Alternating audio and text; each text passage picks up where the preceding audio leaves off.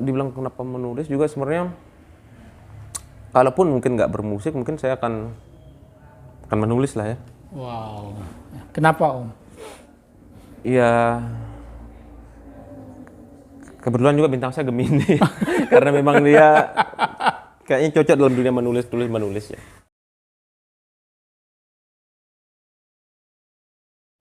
Oh ya, berarti tempat nongkrongnya Om Sid dulu itu sebetulnya bukan hanya di apa namanya studio musik gitu ya, tapi juga di dunia buku gitu ya. Ya. Nah itu berarti bisa diklaim nggak sih kalau kesadaran Om atau apa namanya ya kemampuan Om dalam menulis juga ditunjang oleh bacaan-bacaan yang dipinjam itu?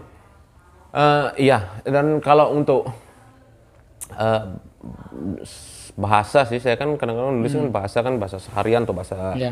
selengean atau apa, itu juga yang mempengaruhi juga ya bahasa-bahasa dari Zen atau apa itu. Di samping juga karakter saya juga yang agak carut marut gini. Jadi untuk itulah. Cermin dari Mungkin karakter karena saya pribadi. mungkin karena dunia tulis menulis saya nggak seintens itu, jadi saya agak mundur lah untuk hal yang menulis gitu. Cuman untuk ya di otak itu ada sih sesuatu yang ingin saya udah ada nih, cuman ketika menulisnya tuh kok agak gimana ya bahasanya gitu. Ada nggak contoh satu buku, satu zin atau apa yang Om favoritkan? Favoritkan dalam artian suka dialognya, gitu kan? Cara bikin percakapan, suka narasinya yang selengean, gitu. Yang bisa Saya sempat disebutkan. dulu kalau salah sama ada salah cetak, kalau nggak salah cetak. Salah cetak. Ada sama pang ilegal kalau nggak salah. Oke. Salah satunya terus apa lagi ya, banyak lah dulu sempat. Bentar dulu Om, berarti selain buku juga zin ya? Zin itu kan Saya juga artinya sempat nulis. ya zin itu berarti kayak produk yang ditukar-tukar Ya, gitu kan. tukar-tukar kan. Berarti tradisi itu ada juga dulu pada masanya Kalau yang gitu. di Mataram saya nggak tahu ya. Cuman kalau saya sih sama teman-teman yang di luar ada. Oke, Iya, ya gitu. ya. Berarti bukan zin yang di sini gitu ya. Kita kan ketika internet kan sekitar milenium awal 2000-an lah ya mulai. Kita punya email aja udah senang sekali kan. Sudah bisa tukeran gini. Ya ya. Situ. Berarti lewat Tukar zin, lewat informasi buku. ya lewat itu. Ya, itu zin ya. Kalau ya zin itu kan artinya inspirasinya itu lebih ke soal karakter kekocakannya, kemudian narasinya yang keseharian, selengean Gampang gitu ya. dicerna lah ya. Ya. Kalau ke buku ada nggak Om? Tadi kan Om menyebut ada Mirawi ya. Kemudian ada siapa namanya? Atmowiloto almarhum itu. Ya. Nah itu gimana itu? Ada yang masih diingat nggak dari buku-buku itu atau ada tambahan buku yang lain yang belum disebut? Apa ya? Saya di rumah sih ada beberapa ya. Nah, termasuk kalau yang ini kan sekitar tahun 2009-2010 saya punya yang Bidi Baik itulah. Apa namanya? Bidi Baik. Oh, Pidi Baik. Oke, yang mana? Drunken Monster. Drunken Master, Molen, Drunken ya. Molen. Nah, kayaknya cocok sekali sama karakter Om Zid karena di situ lucu, kocak gitu ya. Drunken Mama itu. Drunken Mama, sempat ya. tukar-tukaran sama teman juga kan, buku pinjam. Kalau saya sih lebih yang ke novel ya, terutama novel yang songlit itu. Jadi songlit. Jadi kan lagu misal kayak yang saya punya tuh ada lagunya Andre Hehanusa kalau nggak salah tuh. Dari lagunya tuh terinspirasi, akhirnya dibikin novel. Oh, ada itu. Ada kan novel yang berroman nia songlit khusus, ada memang seperti ya mungkin subgenre itu apalah entah. Iya, iya. Jadi Saya baru tahu. setiap lagu itu dibikinin novel. Nah, salah satunya kayak novel Atau cerita pendek? Novel. Novel? Salah satunya itu kayak itu saya punya dulu, warna kuning sampulnya, Bersamamu judulnya. Iya. Itu dari lagunya Soljah. Ada yang Bersamamu kalau nggak salah. Itu dibuat sama siapa ya? Saya sempat dulu tukeran email, tukeran Friendster dulu sama ada orang Medan kalau nggak salah, terus apa namanya cewek. Dia penulisnya buku Bersamamu. Kalau di Google cari ada kayaknya. Kuning sampulnya tentang di Bali kalau nggak salah ceritanya atau apa, lupa sih. Berarti Om baca dalam bentuk buku PDF atau gimana? Enggak, beli bukunya Beli dulu. bukunya? Ya. Saya suka yang solid-solid gitu, termasuk Ya. yang ada Hanusa. Kenapa Om? Kenapa suka? Gimana ya? Awalnya kan mungkin ya biasa aja kita baca, terus lama-lama ada semacam posisi ya di lagu itu ya, karena mungkin waktu itu saya gini, terus kayaknya gimana ya kayak gitu. Misalnya atau dulu saya sering ke Bali misalnya. Ya. Di sepanjang perjalanan di kapal tuh baca buku lah gitu, termasuk novel-novel. Saya lebih senang novel lah ya. Lebih senang novel ya? Ya, senang yang cinta-cintaan. Iya, romance gitu ya. Ya. Nah, itu informasi yang sangat menarik Om Sid. Saya sekarang mungkin mau fokus ke karyanya Om Sid deh. Ya. Itu bisa diceritain nggak perjalanan karyanya Om Sid itu? Cerita misalnya novel-novel apa saja sih, yang komik-komik apa saja yang sudah diterbitkan kayak gitu. Untuk komik yang ada sekitar 5 lah ya. Ada 5 komik. Ada 5 komik. Termasuk yang tadi sudah hilang itu. Termasuk yang sudah hilang filenya. Enggak. Oh, itu nggak dihitung? Ya, karena itu distribusinya juga nggak semasif yang inilah ya. Oke. Jadi mereka juga mungkin banyak yang belum ada tahu. 5 komik. Iya. Kalau buku? Yang 4 dalam bentuk buku, yang komik yang ke-4 cuman digital aja. Ini termasuk yang 2 ya? Ini yang 2. Yang ini Street in Love sama Salah Paham yang kedua, yang ketiga judulnya ada Hikmah, terus yang keempat itu Terlambat Bangun, cuman dalam bentuk digital, ada di Instagram. Yang kelima, yang terbaru ini 2022, Kehangatan di Semangkuk Cendol. Ya, oke. Nanti saya akan nanya ke buku Om ya, tapi kita ke komik dulu. Cerita dong Om, gimana sih proses kreatifnya buat komik itu, perjalanannya dari awal gitu. Komik pertama seperti apa, kedua, ketiga, 4, sampai kelima gitu. Oke. Ya, perlu selain yang Sidja Medfok, komik Sidja Medfok itu 2010 yang tapi nggak dihitung ya. Justru malah saya buat komik Rebel Glad, band saya tahun 2011 itu mulai berdiri. Akhirnya komik Rebel Glad ada 4 saya buat. Itu sebagai merchandise loh, buat merchandise untuk tambah-tambahan perekonomian band Rebel Glad waktu itu. Nah dari situ dah. Terus akhirnya 2016 saya mulai fokus untuk solo karir. Ya udah saya buat juga komik yang Sidja. Berarti yang 5 itu udah masuk Rebel Glad? Enggak juga? Enggak, Rebel Glad ada 4 komik dia. Oh, berarti itu beda lagi? Iya, udah dalam bentuk fisik ada 4 nggak salah. Itu Om buat sendiri atau kolaborasi? Karena ini kan konteksnya ini kan band. Itu sendiri lah. Sendiri juga? Iya, buatnya sendiri. Wah, berarti udah berapa komik? Berarti banyak dong? Ya, cuman ya tetap aja sih dengan versi dan gaya Sidja yang di luar kaedah perkomikan orang pada umumnya ya. Bagaimana membuat komik itu waktunya mungkin ada yang setahun atau lebih atau gimana. Kalau saya kan cuma sebentar ya, karena memang lebih kepada cerita lah ya daripada detail gambar gitu. Dan memang karena juga lingkup yang membaca memang eksklusif ya, jadi teman-teman yang memang waktu itu paham Rebel Glad aja sih sebenarnya yang kita sasarannya. Nah, saya kembali ke pertanyaan awal tadi Om. Gimana proses kreatifnya itu? Ada perbedaan nggak misalnya antara komik pertama, atau ada perbedaan nggak antara komik Sidja dengan komik Rebel Glad, atau apapun yang mau Om ceritakan?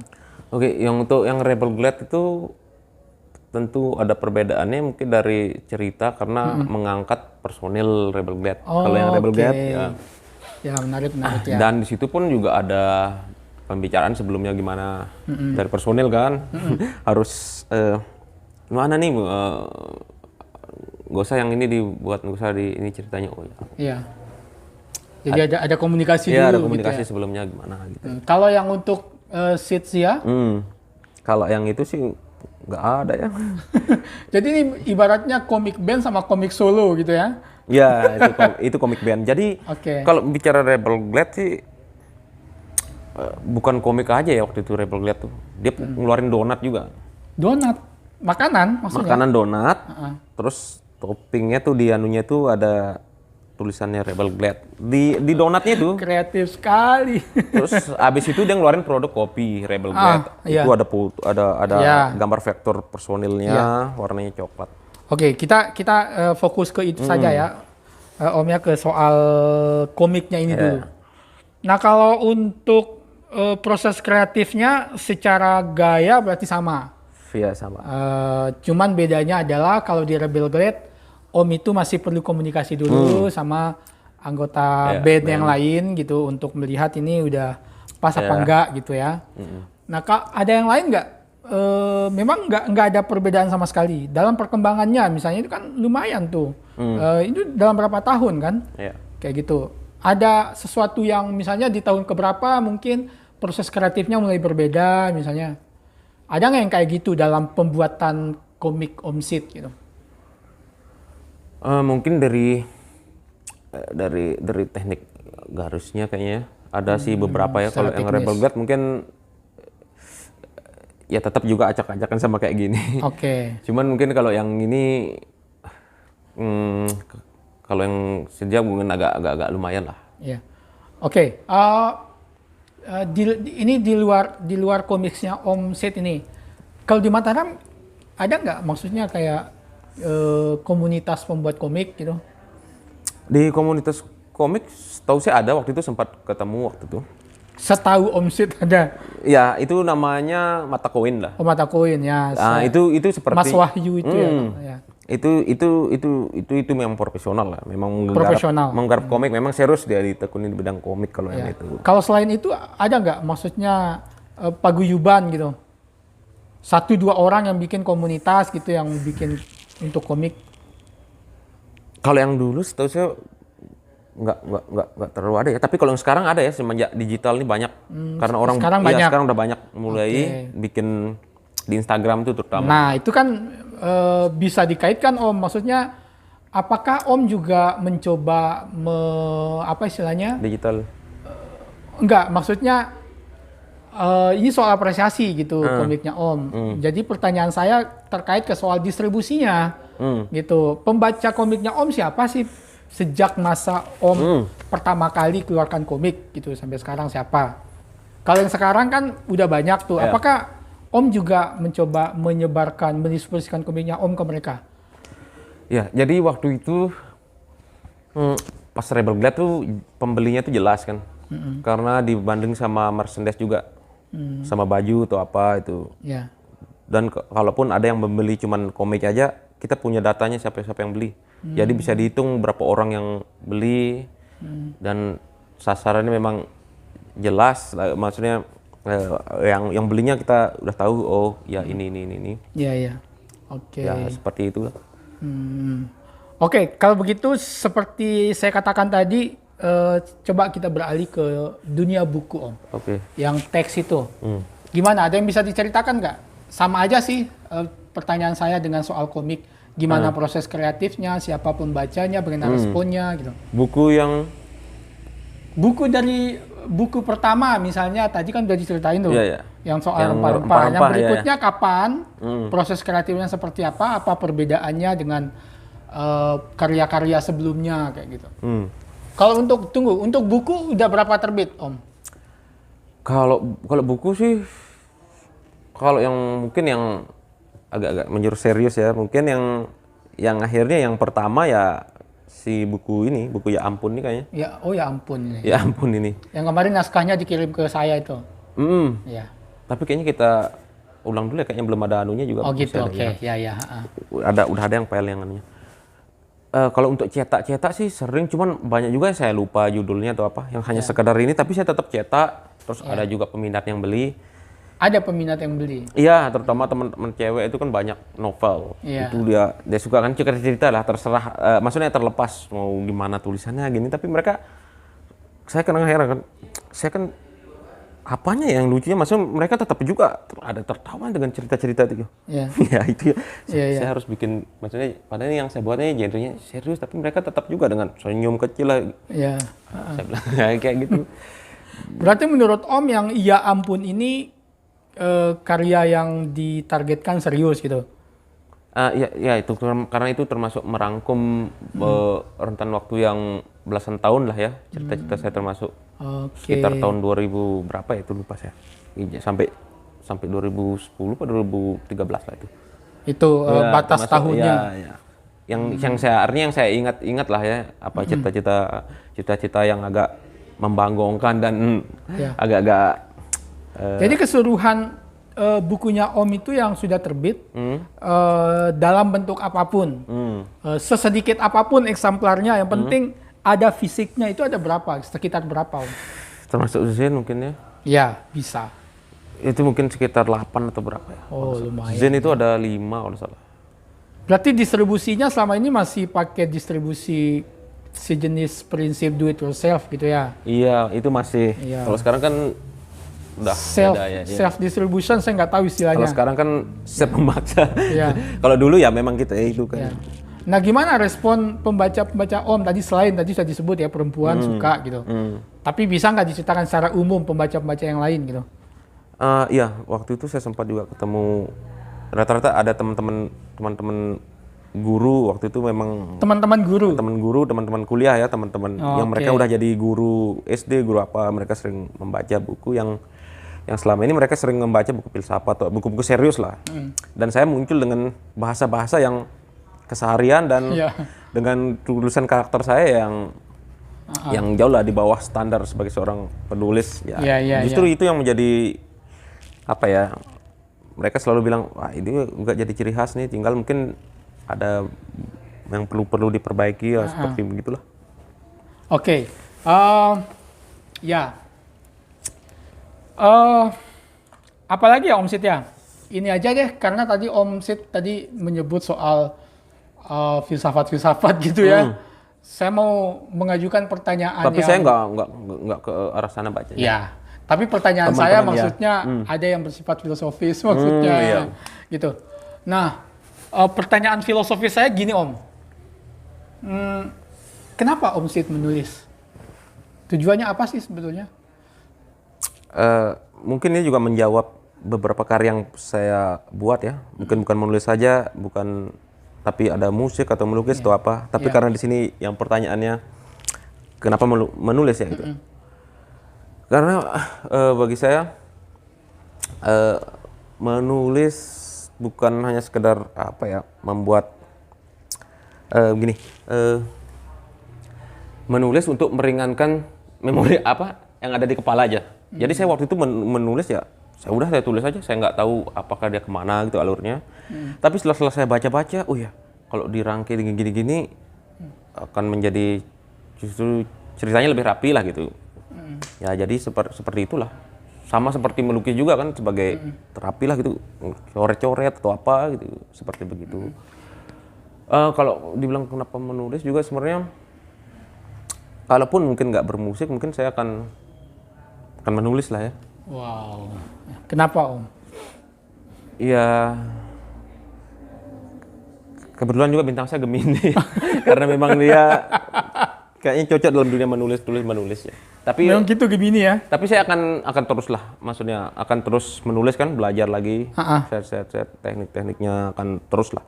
Karena itu juga apa ya, memiliki terkaitan lah dengan karya-karya saya seperti melukis atau membuat lagu atau apa. Berarti gitu. akan terus menulis Om ya? Iya, karena kan konsultasi juga ke Mas Dedi kan, Iya, gimana yang bagus tulisannya ini atau Iya. seperti begitulah. Berarti Om Sid tetap akan menulis, intinya itu ya? Oh ya, Oke, tidak akan berhenti. Nah, kalau begitu ada proyek nggak? Ada proyek pribadi nggak kaitannya dengan dunia penulis? Misalnya mau bikin novel yang lebih serius mungkin tahun depan atau gimana gitu? ya untuk novel itu sebenarnya udah ada 6 tahun ya, 6 tahun yang lalu saya pengen wujudkan, tapi banyak kendala, ada waktu itu filenya hilang lah, tulisannya nggak bisa kebaca lah, banyak hal. Jadi salah satunya itu novel itu yang karena saya senang baca novel, jadi saya pengen bikin satu novel roman lah, kisah cinta gitu yang pengen saya wujudkan seperti itulah. Ya semoga inilah Om ya, maksudnya segera dieksekusi gitu. Itu. Nah saya satu pertanyaan agak teknis sih, penasaran aja sih Om. Dalam waktu-waktu kapan sih Om menulis? Maksudnya prosesnya itu? Iya, maksudnya apakah subuh atau siang atau seperti apa? Nah, dalam kondisi seperti apa gitu? Saya betul nulis sebenarnya jam 11 malam. 11 malam. Saya nggak terasa waktunya sudah sampai jam 3. Jam 3 pagi, jam 4. Dan waktu favorit saya itu sebenarnya jam 4 itu dah. Jam 4 pagi itu. Cuman keseringan jam 11, totonya sudah jam 4. Akhirnya saya rubah lagi polanya, tidur dulu dah jam 8, nanti jam 3 bangun, terus habis itu nulis. Karena itu asik lah ya kayaknya waktu-waktu itu. Wow. Menulis Jadi itu gitu. pola seperti itu yang diterapkan sekarang. Iya, jadi ada beberapa saksi sih teman-teman ketika Oke. melihat saya menulis yang novel ini. Ya oke Om, kesempatan terakhir nih. Wah, Coba Om promosikan deh bukunya Om gimana? Mau komiknya mau bukunya terserah lah. Buat pembaca ini promosi gitu. Oke, karena ini bukunya Lupa dibawa ya teman-teman. iya, Tapi lupa PDF-nya dibawa dan ada, gitu. mungkin teman-teman udah pernah lihat di beberapa sosial Iya. media ya. Tapi nanti kami akan bantu capture ininya sampulnya gitu Om ya. Iya, judulnya nih ya ampun, rencana terbit ya bulan Tahun ini juga tahun ini dan mungkin habis lebaran ya. habis Lebaran berarti Mei. Ini bukunya dan Oke. ada merchandise-nya juga, bajunya. Baju oke. Doakan Ya ampun ya. Ya, doakan semoga bisa terrealisasi. Oke. Oke Om, saya pikir juga pertanyaan saya sudah habis dan Oke. seperti janji saya akan lebih banyak bertanya ke dunia buku. Oke. Karena kalau soal informasi soal dunia bermusiknya Om Sid sudah banyak ya. Ya. Kita dapat di dokumentasi lain. Tapi setahu kami informasi soal sisi lain Om Sid sebagai seorang penulis itu belum banyak saya baca, Ya. belum banyak kami dapatkan. Makanya kami mengundang Nanti, Om untuk nanti bercerita saya soal itu. cari dulu ya, mudahan masih ada ya beberapa arsip-arsip itu ya. Oke. Oke Om Sid, kupikir sebagai perkenalan awal terhadap informasi Om Sid dalam dunia menulis, kami rasa sudah cukup gitu. Nanti kita Ya. sambung lagi di podcast berikutnya. Asik. Ya, kami minta maaf Om Sid kalau masih ada yang kurang segala macam, dan sekali lagi terima kasih Siap. sudah datang di podcast Teman Ulas. Kopinya Oke kurang. teman-teman, itu perbincangan saya bersama Sid Siamen Fox. Sampai jumpa di Teman Ulas berikutnya. Bye Ya. bye. Asik.